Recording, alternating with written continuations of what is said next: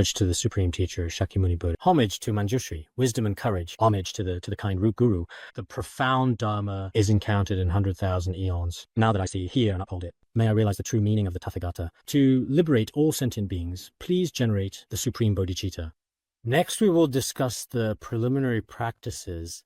The previous section on the 8 leisures of temporary birth has already been completed. Today, we begin discussing the 8 leisures of severed connection mind. That is to say, if we possess these 8 adverse conditions, then, as dedicated practitioners, the causes and conditions for practice have already been completely and irreversibly cut off. So it is called severed connection mind. Once this kind of mind or these kinds of adverse conditions arise in your experience at any moment in your daily life, the causes and conditions for actual practice no longer exist after that. So in a certain sense, this is even more serious than the previous ones, because the 8 unfavorable conditions mentioned earlier may only arise occasionally. But these adverse conditions truly, in reality, do exist. If you already have all the above-mentioned flawlessness, then there is no way to practice anymore, and one will completely fall away from the path of practice. Therefore, as dedicated practitioners, we must thoroughly and very carefully examine ourselves, especially in our daily practice, with mindfulness to see whether these adverse conditions exist within our own mental continuum. If such obstacles are present, whether they pose a threat to health or safety, we must immediately rely on the appropriate antidotes in order to effectively eliminate them and ensure protection. At the same time, we should pray to the Guru and the 3 jewels to remove any obstacles to practice that we have encountered in the past, and in the future, during the process of practice, be sure not to encounter these obstacles at all costs while you are practicing. If you do encounter them at any given moment, do not allow them to linger or remain lingering for a long time. Some people are pitiable. They genuinely wish to practice in their hearts. Some have ordained, left home and family to join a pure spiritual community. But due to the arising of their own karma, just as we discussed yesterday, for some, karma is very strong, while for others, their afflictions run deep. Some also encounter the adverse conditions mentioned above, as described earlier, and in the end, they are, in fact, unable to cope with them. They end up getting swept back into the worldly dust. This is truly frightening. Therefore, once we begin studying Buddhism, we must frequently pray to the Guru and the 3 jewels.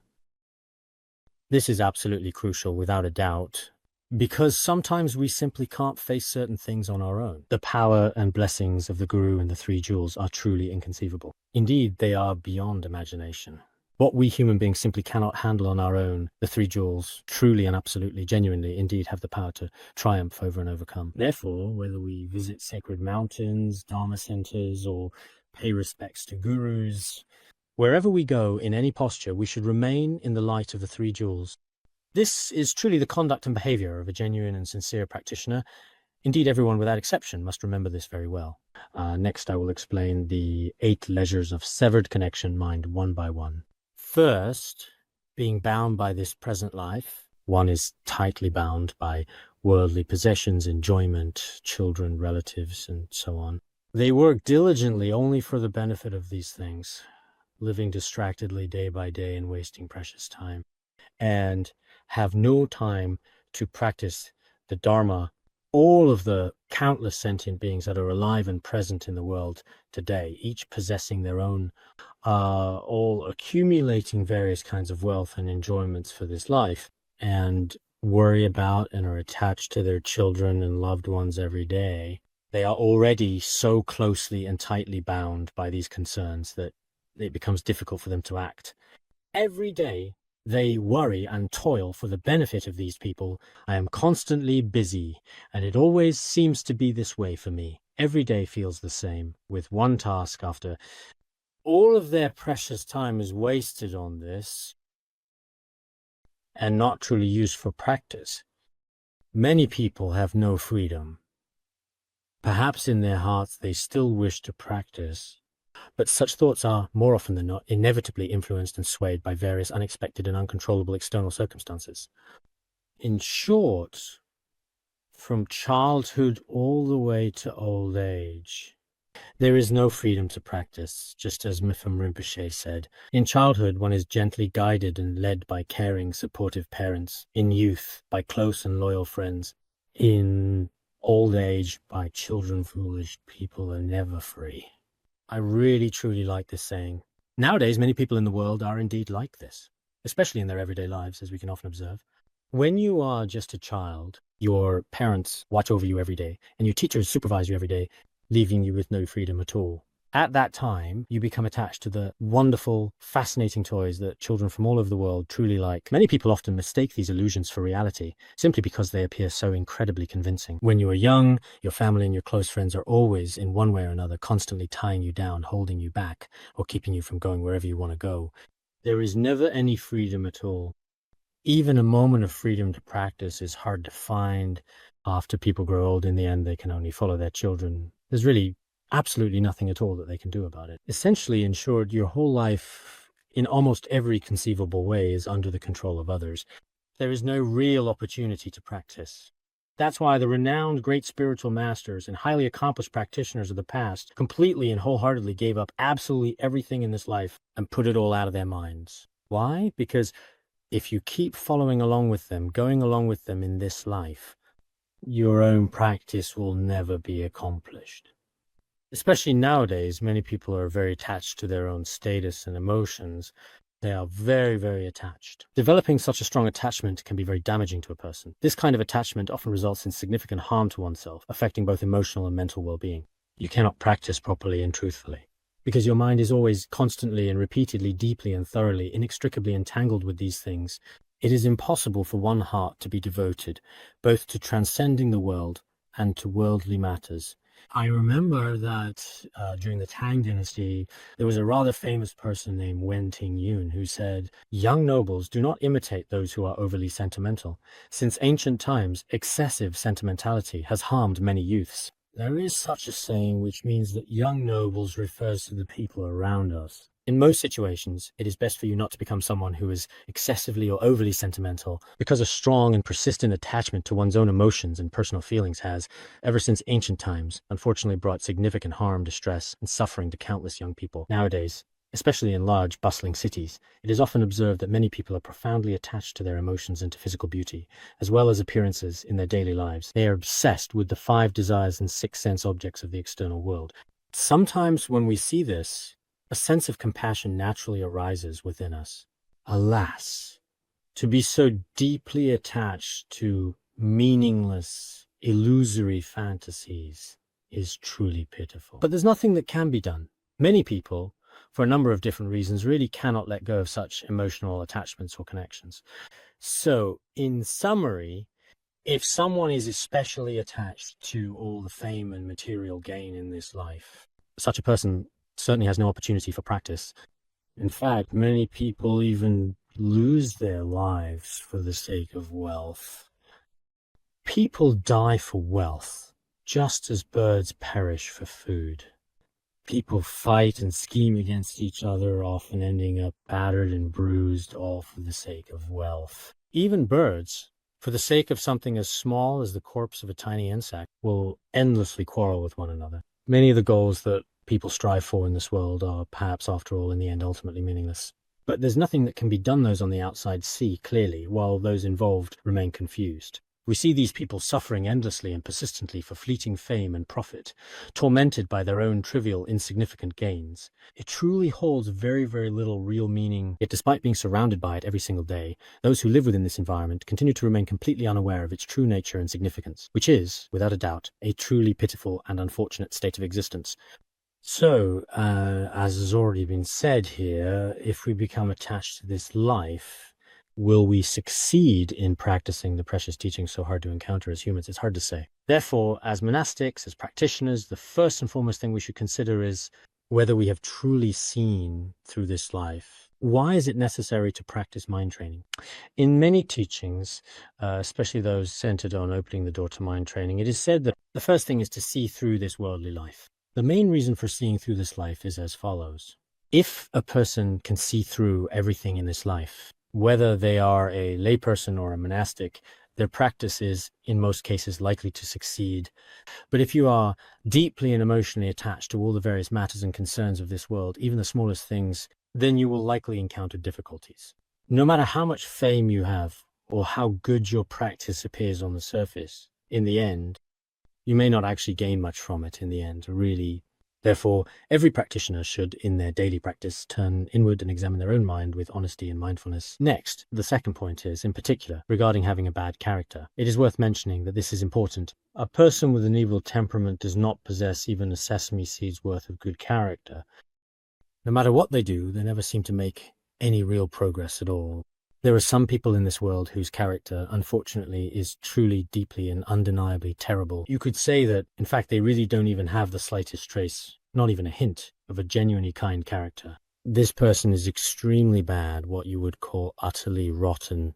Sores on the head, pus oozing from the feet. In China, there are people like this completely bad from head to toe, not a single good part about them. Everything this person says and does, all of their actions, are absolutely, utterly, and completely untrustworthy. In every possible circumstance or situation. Utterly rotten, completely corrupt there are many ways to describe it. For people in situations like this, it is indeed exceptionally and truly difficult to study and understand the Dharma, even a little. When we study Buddhism, we must become a good person. On the foundation of being a good person, we can then become a good practitioner. Some people think, although I am perhaps a bad person in society, in the eyes of others, although the journey may require dedication and sincere effort, I believe that with perseverance, I should be able to achieve great. This is also really, truly, extremely difficult. Therefore, we must first understand that people who study Buddhism, especially those individuals who practice well and diligently, it is important to recognize are definitely, absolutely, without a doubt, truly good people. Because if one's practice is good, there will certainly, without a doubt, be a significant difference between them and the bad people in the world. If one does not abandon any of the behaviors of bad people in the world, then can they become great accomplished practitioner, high monk, or great master? Well, I'm afraid that, to be honest, that's really extremely difficult. So just as the wise ancient masters have so often said in some of the sacred scriptures, as it is written, a disciple's knowledge can indeed be changed, but an inherently bad nature is truly hard to alter.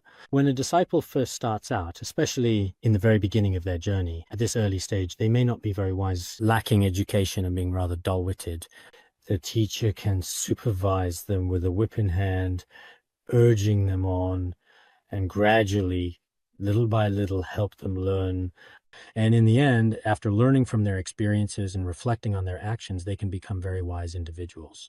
But if someone's nature is especially base, if their character is truly low, then there's nothing that can be done. You might be able to educate them for a day or two, perhaps even just a little bit longer, and they may improve slightly. But after a while, they eventually revert back to their original state, just as they always do. So the ancients also said that it is difficult to change one's nature. It's extremely difficult, as you can imagine, indeed. For some people, their character is indeed just too fundamentally base, and unfortunately, nothing at all can really be done. In the past, when disciples visited Geshe Potoa, the first thing he did was observe their character. If a person's character was poor, he would not accept them. If someone was known for having good character, meaning they were honest, kind, and trustworthy, but did not have wisdom, in other words, they lacked the ability to make thoughtful decisions or to use their knowledge and experiences to guide their actions, the master would still accept them. Therefore, in the teachings of our precious guru Jigme Phuntsog, including the Song of Victory and the Nectar-like Drops of Advices, both of which are considered important spiritual texts. These works are valued, and in many, many other different teachings and traditions, it is often emphasized that character is in fact truly very important. Now, in our interactions with many practitioners over extended periods of time, we truly have unwavering faith in the teachings of the Dharma King and the great masters of the past. In the Treasure of Aphorisms, it is also stated that no matter how much you try to reform a person of inferior character, their nature will not become virtuous. It's like coal, no matter how much you try to change it, its color will never turn snow white. Coal is naturally dark and unchangeable, no matter how much you scrub or wash it. This shows that some things, just like coal, cannot be transformed, no matter how much effort you put in or how much you wish for a different result. Just as it is described here, it is extremely difficult to change someone whose character is truly base. Even if such a person encounters a truly qualified spiritual teacher, it is still difficult for them to turn toward the right path. Even if this kind of person, no matter who they are, meets someone as extraordinary as the Buddha, a spiritual teacher with notable qualities and great virtue, whose mind stream is filled with boundless compassion and profound wisdom, radiating kindness, this person still cannot receive even the slightest bit of the Master's profound teachings. Instead, their own mind stream runs completely counter to the Dharma.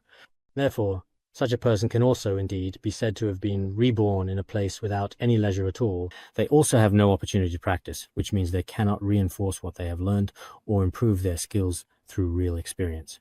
Is there really any way to remedy such a degenerate character? According to the teachings of some great masters, it is indeed quite difficult and truly challenging. However, I think that for a very few individuals, perhaps due to their own virtuous roots or spiritual lineage, or because of karmic connections, although they may be very bad at first, later, through the teachings of their master and the encouragement of Dharma friends, some of them do become good-hearted people. Such cases do occur occasionally. Therefore, one should carefully observe oneself. Everyone believes they are a good person. Even the worst people, they often think they are quite remarkable. Ordinary people all have this flaw, but if absolutely everyone around you thinks you are a bad person, then you might actually, after all, in reality, be a bad person. If most people think you are not bad, then maybe it's just that some people can't stand your behavior. So, as a general rule, everyone should not trust themselves too much. If you think that in this world you are no different from Manjushri Bodhisattva and think that it's just a few people who deliberately pick on me or can't stand me, and that I'm actually a really good person, you shouldn't think like that either. Every ordinary person has their own faults. Therefore, in seeking the Dharma or before your teacher and Dharma friends, you must correct your own faults. The wise constantly observe their own mind streams, while the foolish look for others' faults. So, if you truly and genuinely want to become a dedicated practitioner in every sense of the word in your life, character is extremely important. When accepting disciples, you must observe their character. And for yourself as well, to truly become a Buddhist, the first thing is to see whether you are a good person. In this regard, you must examine yourself thoroughly. Now then, next, let's take a moment to talk about the third point, which is specifically the lack of renunciation. Regarding the sufferings of the lower realms and samsara, or any suffering of this life, your heart does not bring about or give rise to even the slightest sense of fear whatsoever, then you will never develop the renunciation that serves as the cause for entering the Dharma. The renunciation discussed here in this context is extremely important and truly significant indeed. For example, when we talk about the hell realms, hungry ghosts and animals, the intense, unbearable suffering of extreme cold and heat, relentless hunger and unending, persistent thirst, and so on, or the human suffering such as birth, aging, sickness, and death, as well as the pain of the gods' death and downfall and the suffering of wars among asuras, or, for example, living in this world today, right now, at this very moment, the countless indescribable sufferings experienced in the bodies and minds of every person. If, when you hear about these, you don't feel absolutely even the slightest possible trace of fear in your heart or in your mind, not even for a moment, and instead think that this world is extremely joyful, beautiful, and happy, how could that possibly be the case here? I once joked about this, didn't I? A Dharma friend from the United States called me, here in the United States, San Francisco has such a beautiful environment, and how spectacular the city of Boston is, and so on. I told him, you shouldn't be so attached to America every day. Otherwise, you won't be able to give rise to even a moment of renunciation in your mind. Indeed, nowadays, some people haven't experienced illness yet, and when their status, career, family, and all aspects of life are going relatively well, they feel that this world is still very beautiful and joyful and that there is no suffering. But in fact, they have no understanding at all of the principle that all conditioned phenomena are suffering. For people who simply can't even generate a trace of renunciation in their minds, there is no opportunity or favorable condition for entering the Dharma, because they simply do not truly recognize the three realms as a burning house in their hearts. It's like heaven. Very beautiful. It's hard for such people to be born, especially for those individuals whose understanding of cause and effect is not very strong. When you discuss sufferings of hell, hungry ghosts, or animals, their hearts are not disturbed at all. As Venerable Longchenpa said, "You are a person without a heart, or your heart is like an iron ball or stone." He used this kind of criticism for such people. Today, I told you about the pain of hell. If there is not even the slightest reaction or feeling in your heart, then this person has already severed the causes and conditions for liberation. If you lack the causes and conditions for renunciation, is there any possibility of attaining a higher state? That is very hard to say. Some say renunciation is a teaching found in the Hinayana tradition. They claim, since I practice the Mahayana Vajrayana, I absolutely don't need to rely on the lower vehicle's renunciation. But that might present some difficulties. Why is that exactly? Because if you don't have a foundation, then your skyscraper is probably just not going to be very stable, especially in the long run. Remember, the Buddha also said in the 10 Wheels of Shidigawa Sutra, if one cannot drink from a pond or river, how could one possibly even more swallow the great ocean? This means that if someone doesn't even have the ability to drink pond water, how could he possibly expect to swallow the entire ocean? That would be extremely difficult. How can one learn Mahayana without learning Hinayana? If you haven't practiced the Hinayana teachings, how can you possibly study the Mahayana teachings? From the perspective of the exoteric tradition, if you haven't established a solid foundation in Hinayana Buddhism, then truly the Mahayana teachings, let alone the even higher states of Vajrayana, are out of reach. Nowadays, some people keep saying, renunciation, Hinayana monastic precepts. Lay precepts do not talk about it. It gives me a headache. I don't want to hear this. I abide in natural primordial wisdom. I don't need that I am a yogi. I don't need anything. Don't talk about it. I am not attached to anything at all. But when you say you're not attached, you just don't want to listen to those things. It's just like in movies and TV shows where some bad guys, for example, when it comes to anything about the law, they won't even allow themselves to watch it on TV because they don't want to hear about it since they're still planning to do bad things themselves. So just like that, they have no interest in hearing about any laws. This is unreasonable. Truly, some of these basic foundations like the pratimoksha vows or renunciation, this is very important. Many practitioners should reflect on themselves. Are you willing to attain liberation from samsara?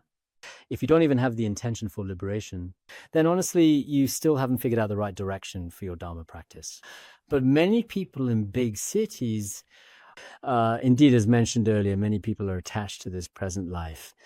Let alone talking about the state of Dzogchen or some of the highest tantric teachings, when we talk about the state of renunciation, many people probably can't accept it. So for most people, it's best not to boast or brag. Don't think of yourself as someone really extraordinary. If we can't even accept these very simple teachings in our daily lives, then even higher states and higher realizations and attainments in practice may be extremely distant from us, almost out of reach. So everyone must pay attention. This is the third point. The fourth is lacking genuine faith. If you don't have even the slightest bit of faith in the true Dharma and your teacher, then obviously you've already closed the door to entering the Dharma. In this case, you also won't be able to set foot on the true path to liberation. I hope everyone will remember every word of Huaji Rinpoche. The other day at our institute, there were a few people who had vowed to recite the preliminary practices of Dzogchen before me. I hope you can memorize it absolutely perfectly. You must do so. If you can truly recite it, then I can guarantee that you will definitely become an excellent practitioner. In the past, many people memorized it. Actually, if you can recite it, you will be able to remember all the teachings contained within. But if you find that you can't really memorize it, or if you just end up skimming through the book without actually absorbing any of it, the profound words within it are likely to be forgotten. It will definitely be difficult. This is what I think. With every sentence explained, how wonderful to remember it in your heart forever. 20 years ago, when I listened to this teaching, I felt the same way. Even now, I still truly feel this exact same way every single time, absolutely without exception. The Vajra words within are truly unlike any language in the world today. The other day, I saw in a worldly book that it said, at the very least, you really should read for at least 10 minutes each and every single day, or you need to recharge your own wisdom every day to keep increasing it. If you don't make progress, your thinking will stagnate. And this was written by someone who has learned From a worldly perspective, if wisdom should increase every day, then for such truly excellent, remarkable, and transcendent teachings, which are so valuable and inspiring, I sincerely hope that everyone here still treat teachings like the preliminary practices of Dzogchen by reading a little and remembering a little every day. In this way, over the long term, you will form a truly very deep impression in your mind. So-called practitioners are not people who suddenly become highly accomplished in just one day. It's not like that. It definitely requires long-term habituation. When we look at the very successful, the seasoned bodhisattvas and practitioners who practice excellently, in fact, throughout their lives, they have spent a great deal of time and effort, and ultimately, in the end, achieved such remarkable and noteworthy success, reaching the goals that were set. Next, let's talk about truly lacking true faith. If you have no faith in the true teachings and realization of Buddha, nor in the Guru who imparts to us authentic and unfailing instructions, if you feel no confidence or goodwill toward them, treat them as if they were just ordinary people. For example, when you receive the text of the preliminary practices of Dzogchen, you treat it no differently than a newspaper, feeling nothing at all. And even when a guru or Dharma teacher comes to give you the most profound teachings, oh, you're here. Good, good. Would you perhaps like something to eat or maybe a drink? All right. All right. Goodbye. And feel absolutely nothing at all. This clearly and unmistakably demonstrates beyond any doubt that such a person has, in fact, already closed the door to liberation and shut themselves off from the Dharma. Because faith is absolutely and extremely important. Faith, you could say, is the foundation for all Dharma practices. In Buddhism, it is often emphasized that faith and wisdom are both very important. Because without wisdom, it is impossible to realize the true nature of all phenomena. One enters this true nature through faith. Without genuine faith, you would not even want to approach or even consider engaging with such profound, meaningful teachings. As Bodhisattva Nagarjuna said, with faith, one relies on the Dharma. With wisdom, one knows the truth. Of these two, wisdom is the main, faith is the foundation that precedes it. This should be from the Jewel Garland Treatise. It has already been explained. Because you have faith, you will rely on the Dharma. Those without faith, just look at how many people nowadays simply ignore the Dharma and do not seek it at all. With wisdom, you realize the absence of self in people and things. Or in Buddhism, you can understand the principles of the four Dharma seals and so on.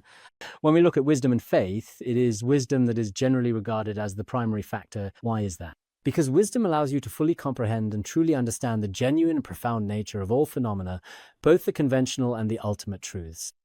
However, to enter such a state, you must rely on faith to propel you forward. Without faith, it is absolutely, if your faith is very strong, per Ratnagotravibhaga. Even the supreme ultimate truth can be realized through faith. Therefore, faith is indeed very important, truly significant as well. If you see someone who has absolutely no faith at all, then it's possible that they haven't even entered the gateway of the Dharma. You can simply tell from their expressions as well as their words and actions. Some seasoned practitioners and elders have remarkable faith.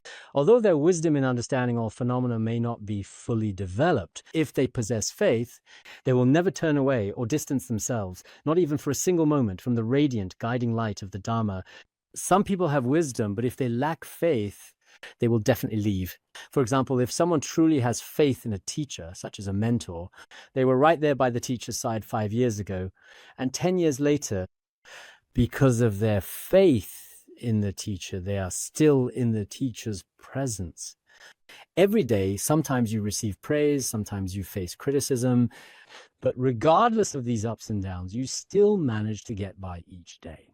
However, if you lack faith, and today the teacher says your cooking isn't good, if it's not good, find someone who can cook better. I'm leaving. And you pack your bag and go immediately. That's why, for some people, faith is truly, genuinely crucial, especially in their everyday lives. Moreover, whether relying on a teacher or generating motivation, don't be so narrow-minded, just a little criticism, and you immediately want to leave. That's really not a good thing at all. We often practice the perfection of patience. When practicing the perfection of patience, we cannot avoid being in this Saha world. This Saha world is called the world of conflict. A world of conflict means a world full of many disputes. If you couldn't hear anything unpleasant, it would be like the Pure Land. Each and every day there are only vibrant, beautiful, fresh flowers, praise and singing, absolutely no other sounds at all. This is not such a world. Here, we have all kinds of situations where people compete and fight with each other. Some people have especially weak tolerance. If a lay person says just a little something about them, they'll never speak to that person again. Some even say, I'll never come to this temple again. That's really pitiful. Some people who have made vows are truly like this. You're not doing this well. You shouldn't do it this way. If I'm not doing it well, then I just won't do it anymore from tomorrow on. Fine, you go ahead and explain yourself if you really feel you must, and then just leave and walk away. In general, in situations like this, one should really... Some great monks and accomplished practitioners who have truly fulfilled their spiritual goals, they must have encountered many, many adverse conditions and obstacles along the way, including harsh weather, difficult terrain, and unexpected setbacks, each of which would have... But they were able to endure it all. I often think of our precious guru Jigme Phuntsok, whether he guided disciples, established Dharma centers, or spread the Dharma to benefit sentient beings. Through this process, many people didn't understand, many slandered him, and some pointed out all sorts of imperfections and so on, as is often the case. But as long as our precious guru felt that his principles and direction were correct, he didn't care about any of that. So in the future, whether we are studying ourselves or spreading the Dharma, it is extremely, extremely important to have an absolutely, truly strong sense of patience and endurance. This is also a sign of faith. The sign of faith is, as you can see in the commentary on the Jewel Garland, it explains the signs of wisdom and the signs of faith to important aspects, such as dimensions or facets. When discussing the signs of faith, they will not abandon the Dharma nor their teacher. This is the mark of someone with faith.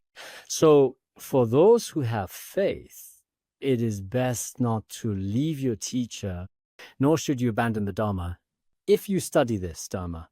But when your faith fades, you send the Dharma text back and go to another center. Many lay practitioners, when you observe their behavior, it just looks exhausting. Truly, this kind of back and forth, coming and going, over and over again, leads to nothing gained, nothing achieved, ultimately meaningless. It is still necessary to rely on the Dharma for the long term, to delve deeply into one path. Delving into one path isn't that you can only read the Amitabha Sutra and nothing else. That's not what it means. It means you shouldn't keep constantly or frequently switching the Dharma methods and schools that you depend upon and trust in. If you keep changing, people just started following one teacher. They managed to learn the teacher's ritual practice with great effort. But as soon as they finish learning this ritual, they spot another teacher who is a bit chubbier and think, oh, this teacher is so dignified, so lovable. Even with my eyes closed, I feel boundless faith in him. Today I must prostrate myself before you, wishing to take refuge in you and pray to you. You will always be my protector. But after a year or two, this protector changes once again. This is not good. The fifth one is about loving evil deeds. This means having an attitude where a person not only accepts, but actually enjoys doing things that are wrong or harmful to others. It is often observed that those who take pleasure in unwholesome and negative actions are unruly in body, speech, and mind. They distance themselves from supreme virtues and keep the true Dharma far away. This means that one is extremely fond of engaging in improper actions with body, speech, and mind. Their own mental continuum is not gentle. They are stubborn and hard to transform. They distance themselves from listening, contemplation, and meditation, as well as from all the virtues of showing respect and making offerings to the three jewels. As a result, they are certainly completely estranged from the true Dharma. Some people, perhaps due to significant karmic forces from past lives, in this present life seem to have very little genuine interest, tendency, or inclination toward virtuous actions. But when it comes to negative actions, they are overflowing with enthusiasm and energy and have great confidence and unwavering self-assurance. Such people are also extremely difficult to remedy or improve. They are simply not easy to deal with. Khenpo Ngakchung says, in the Preliminary Practices memo, Those who delight in negative actions are beyond remedy. People who are especially fond of negative actions every day, creating negative karma with body, speech, and mind, are very hard to correct. Without remedies, I think it is probably very difficult to change them, because some people are truly bad. If you ask them to genuinely practice the Dharma, they honestly have no interest at all. If you let them all day, nowadays there are countless opportunities to commit negative actions in society. For example, going online and engaging in improper behavior every day, playing mahjong, drinking, smoking, even killing living beings. There are even more truly frightening and deeply disturbing things, for example, such as drug use, substance abuse, addiction, and so on. All kinds of negative karma that directly go against both worldly and spiritual principles in every possible way. These people are indeed truly pitiable, honestly, truly. When we discussed the treasury of good sayings, there was a special section on negative actions. It discussed and described many, many different types of negative behaviors. These people actually seem to genuinely enjoy engaging in such negative actions time and again. For some people, in certain situations, it may actually be closely connected to their own karma, as some people believe, in some cases, no matter what happens in this life, they simply cannot be tamed. An evil person remains rough even in the forest, while a virtuous person is gentle even in the city. Isn't this also what is said in the Sakya aphorisms? Some negative people, even if they live in a quiet place, they are still very aggressive and frightening. They say, I want to go into retreat to stay in a quiet place and not interact with anyone. But as soon as they do interact with someone, it's almost as if they want to devour them. It's almost overwhelmingly intense. Even if you live in a quiet place for 10,000 years, your temperament might still never really become gentle or truly gentle. But there are some kind and wise people who don't need to go into retreat, even if they live in the city. They are like a fine steed because they come from a noble lineage. People of noble lineage are also very gentle and mild in their behavior. So in this world, it is indeed extremely difficult and often quite challenging for such evil people to ever truly change their ways. If they want to change, it will likely be quite challenging for them.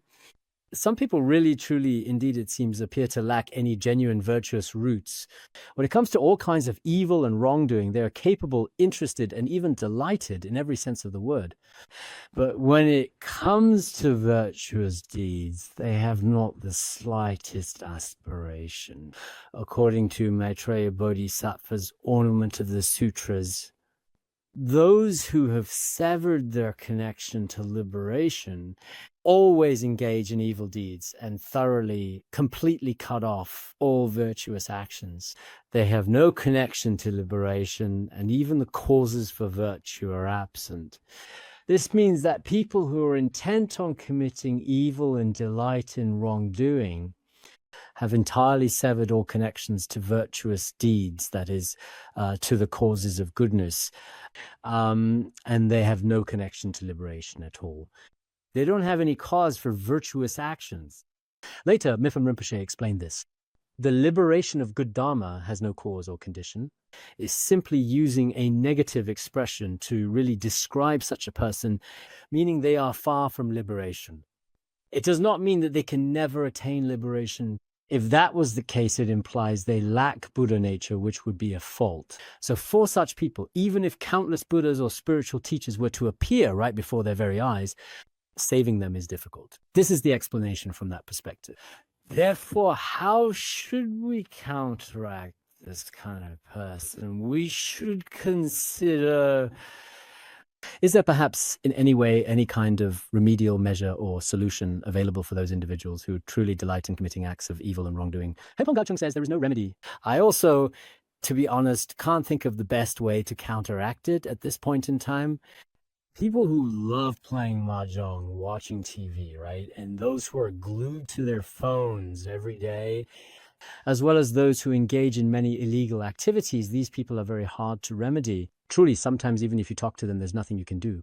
Even if you explain it goes in one ear and out the other, they themselves feel that what they enjoy is really good. So I'm afraid that even if a spiritual teacher speaks to them, it might not help. Even if they read Dharma texts, they can't develop any interest. It's just like that. So it's still difficult to tame people like this. If we are reborn like this, unable to seek the true and precious Dharma or to encounter its teachings in this world, this is a lack of opportunity. The sixth is the mind turning away from the true Dharma. For those lacking wholesome virtues and the radiance of true Dharma, it's like offering grass to a dog. They have no interest in the true Dharma. As a result, no virtues will arise in their mind stream. We talked about people who are fond of unwholesome actions. Now, we're discussing those who have no interest in wholesome actions. It's a different perspective. Some people, when it comes to wholesome actions such as listening, contemplating, practicing, releasing lives, or attending teachings and so on, they have absolutely no interest in these virtues or the radiance of the true Dharma. It's like putting grass in front of a dog, it won't feel any joy at all.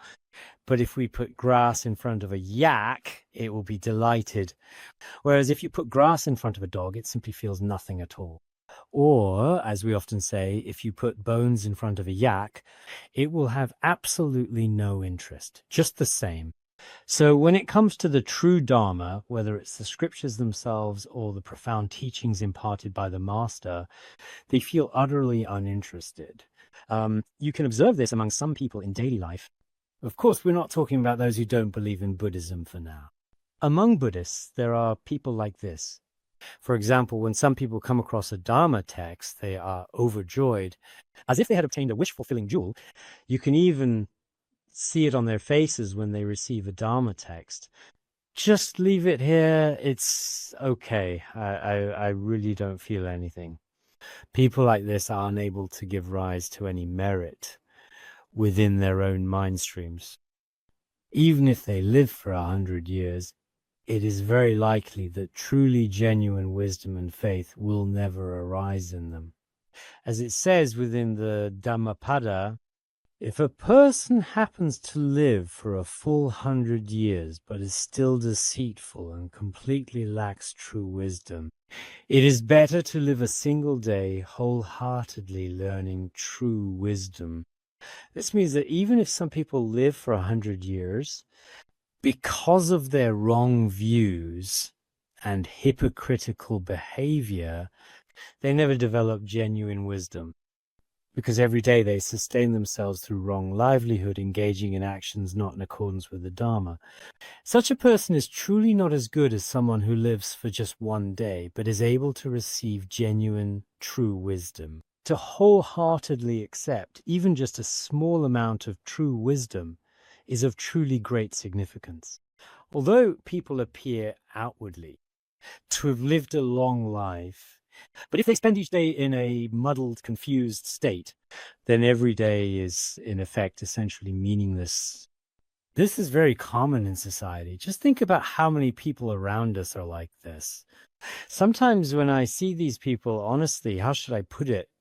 They live just for eating, for sleeping, and for socializing with others, simply spending their time focused on these basic everyday activities.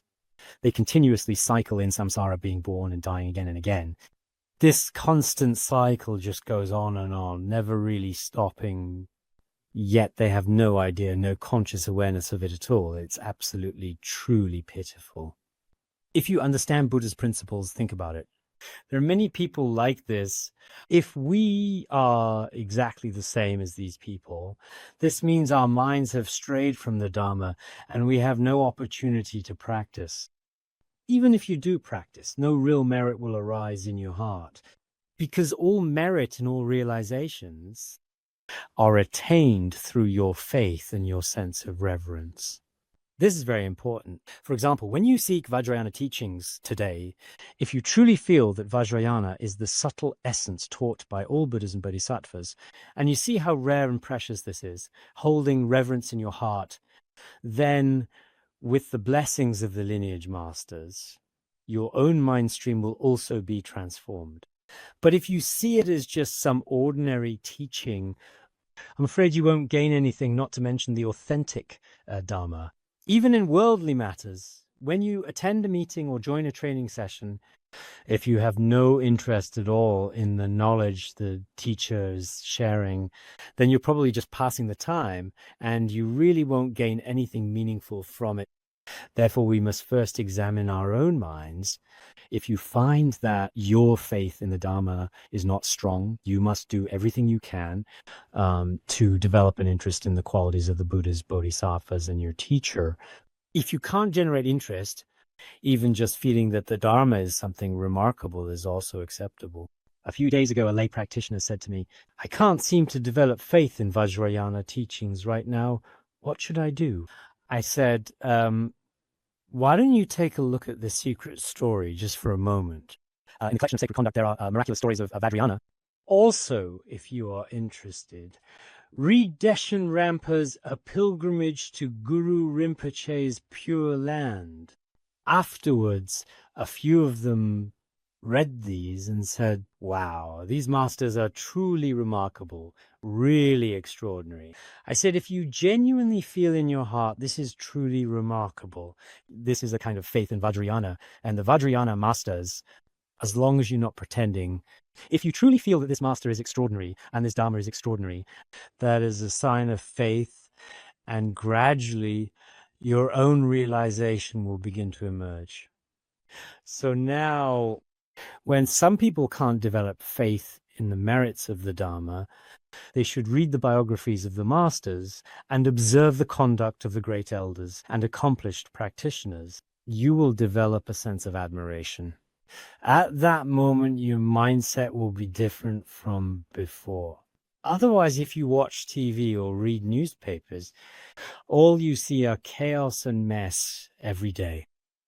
For us, these have no meaning for this life or the next.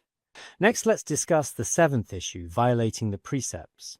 If, upon entering the common vehicle, one loses initial resolve or breaks the precepts, one will only fall into the lower realms with no escape. They will not be able to escape from these places lacking leisure. Here it says that if we have taken the individual liberation vows of the Hinayana and have already violated the precepts or broken the vows, for example, if a monastic breaks monastic vows or a layperson breaks lay precepts, and then further entered the Mahayana, that is to say, in the Mahayana, one has generated bodhicitta and taken the bodhisattva vows, but the bodhisattva vows, in some cases, have unfortunately also been broken. Such a person, unfortunately, will inevitably fall into the three lower realms, and as a result, will not truly have a genuine opportunity for liberation.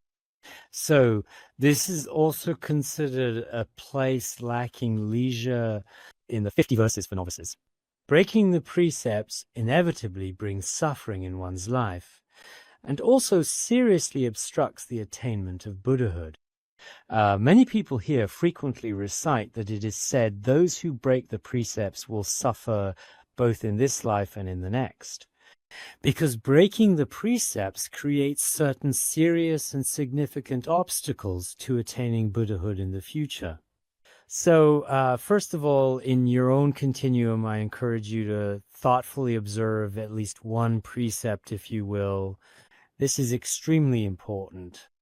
After receiving the precepts, one should do their utmost to guard and maintain them. If you do not safeguard and protect yourself with the precepts and guidance, your mind stream will much more easily align with negative actions. Because ordinary people generally do not like to be constrained. If there are no restrictions at all, people feel extremely happy. Behavior actually cannot truly serve as the true basis for virtue. Therefore, precepts are indeed the foundation of all virtues. The ancient and revered scripture, the Sutra of Contemplating the Mind Ground, also states faith is the foundation for entering the ocean of Dharma. Here, it first emphasizes the importance of faith, and then says, Precepts are the raft which help one to navigate and make one's way across the vast river of birth and death. If you want to cross the river of birth, aging, sickness, and death, the river of samsara, you must truly depend on the comprehensive raft of precepts, which serve as essential guidelines in order to gradually reach the other shore of liberation. If you have not entered the pratimoksha precepts nor received the bodhisattva precepts, then within the exoteric teachings you will not be able to successfully attain or realize the full range of the common vehicle's virtues and qualities. If you lack the basis for the virtues of the common vehicle, then the even higher, more supreme states of Vajrayana practice will be extremely distant for you. Therefore, if someone breaks the bodhisattva precepts and the pratimoksha precepts and does not properly restore or confess them, this also falls under the category of lacking leisure. As stated in the preliminary practice memorandum, if someone receives the precepts from the very beginning and never, ever breaks them, their precepts remain spotless and pure. Such a person is called one who upholds the banner of Dharma. They are very great and remarkable. If someone, although having received the precepts at first, later for some reason breaks the precepts or loses discipline, but then sincerely repents, showing genuine remorse before seeking out the appropriate support and guidance, and begins to uphold them anew, such a person is called one who destroys the banner of Mara and raises the victorious banner. This too is a propagator of the Dharma, or a true practitioner. If from the start everyone were like some of the great monks, eminent masters, and Dharma-protecting lay practitioners in the world, who, taking pratimoksha vows or bodhisattva vows, has never broken them, such a person is like a lotus flower, unstained by the mud, extremely pure. In future lives, they will go to a pure land. But some people, due to various circumstances later on, end up damaging their precepts. However, they feel shame and remorse. And then, in front of the appropriate support, they once again receive the vows. This too is considered as being a true practitioner in this context. Therefore, it says here, if someone has truly broken their vows and has never restored them, they will not have a real chance to practice. This is the 7th point. Then 8th, breaking Samaya vows. Upon entering Vajrayana, breaking Samaya vows by taking Guru, Vajra friend as object, not only will they suffer the negative consequences themselves, but it will also affect others. Of course, this also severs the connection to attaining realization. In essence, this refers to the Vajrayana. Generally, after receiving empowerment in Vajrayana, one has the opportunity to uphold the vows. Once you enter the Vajrayana, your Vajraguru, who has bestowed the threefold kindness upon you, and your fellow practitioners become the objects of your vows. Break Samaya to them. Even though there are countless important vows in the spiritual tradition of Vajrayana, each with its own significance, Vajrayana teachings state, even grasping stones and earth as inherently existent due to attachment is breaking vows. Later masters said, if this were the case, then there would be no ordinary people who are truly free from attachment. Then all ordinary people would have the fault of not maintaining pure vows. Many later masters, led by His Holiness Jigme Phunchok, have said that attachment to the inherent existence of phenomena, from a less strict perspective, having such attachment will not break the vows. However, if you truly have serious conflict with your Vajrayana guru, and you never repent after, or if there is serious mutual conflict and opposition among Vajra brothers and sisters, and from then on you completely regard them as irreconcilable enemies, as adversaries you resent, and treat them with such an attitude This is called being a vow breaker, so you must be careful. Although there are countless vows, as well as vows related to the Guru's body, speech, and mind, there are also 27 types of vows, 14 types of vows, and so on. The precepts of Vajrayana are quite numerous, but our precious Guru also, every time when giving empowerments and transmitting secret teachings, if there were any disputes or even just not speaking to each other among Vajra brothers and sisters, in principle, one should repent before the night passes. If you fail to do this, and there are times you don't talk in daily life, then you cannot enter the Vajrayana mandala or listen to secret teachings together. I've been at the Institute preparing to teach the aspiration prayer of supreme great perfection. During this process, I hope everyone will pay attention to this. If you are not speaking to each other, or if you feel that the situation between you and someone else is serious and you are not talking, it is best to confess to each other beforehand in front of the Dharma teacher and others, clearly explain the situation and mutually confess. If not done, then the two people absolutely cannot enter the Vajrayana mandala or participate in such occasions. Today, I am reminding you this because the transmission will happen in the next days. I plan to tell everyone this tomorrow, but I wonder if such situations might arise. When there are many people, it's hard to say so. Generally speaking, all the Vajra brothers and sisters here get along very harmoniously. I absolutely believe such situations will not occur in my mind. Even though there are many people, everyone should be like this. Sometimes it's hard to say if it does. So during this Vajrayana transmission, it's best that this doesn't occur at all. If discovered later, then either the transmission will be stopped or the person will have to leave immediately. If it is discovered later, this will definitely happen. There is no need to ask others about this. If you have a situation where you, for any reason, treat someone else like an enemy, you don't need to ask anyone. Go find out yourself. Is it that the two of us aren't speaking to each other? It seems like, honestly, whenever you see me, you just try to avoid me. Because that day when I was coming up, weren't you going down? When you saw me, you left. Do you just have a problem with me? If you do, can we talk these next few days? After the teachings are finished, we can discuss it again. Otherwise, you might not be able to hear the teachings. Indeed, as we can clearly see, if we conduct ourselves in this manner especially, since the precious and revered Guru has repeatedly and consistently emphasized it, those who have conflicts with the Guru or fellow practitioners cannot participate. It has always been this way, so everyone must remember this. Such people sever their connection to attaining realization. Here, Patrul Rinpoche explains this very clearly. You must definitely pay attention. The 8 states of lacking leisure and being distant from the sublime Dharma are also called the extinction of the lamp of liberation. Because if you possess these adverse conditions, your lamp of liberation has already been extinguished. There is no hope left. Therefore, as people with correct knowledge and right view, you should examine whether you have any of the above adverse conditions. Never let these wrong actions coexist with your own mental continuum. In fact, those who are truly wise constantly examine themselves. Then your mental continuum will not merge with negative actions. In this way, your body, speech, and mind will be extremely joyful. There is a line in the Buddhist scriptures that I remember.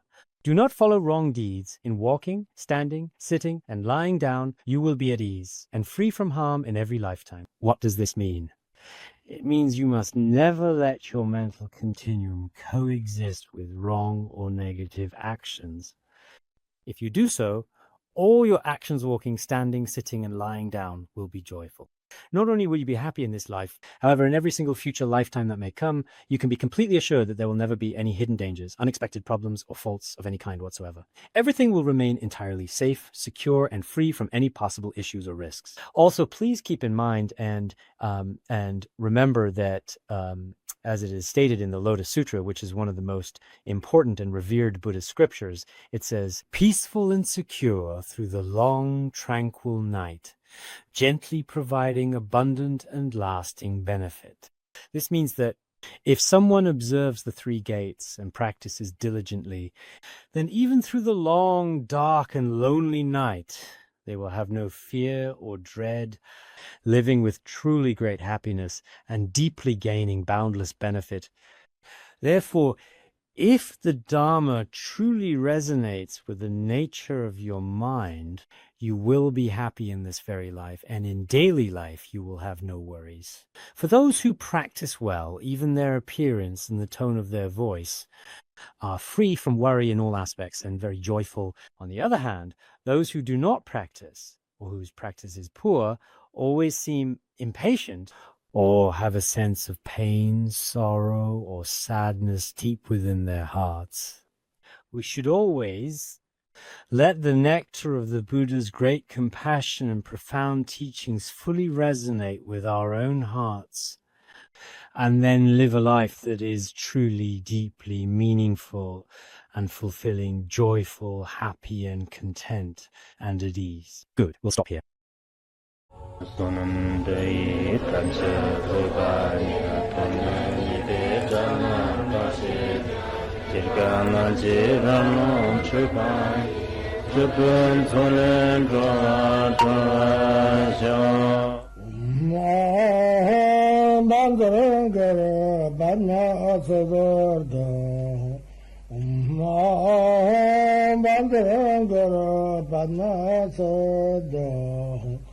Om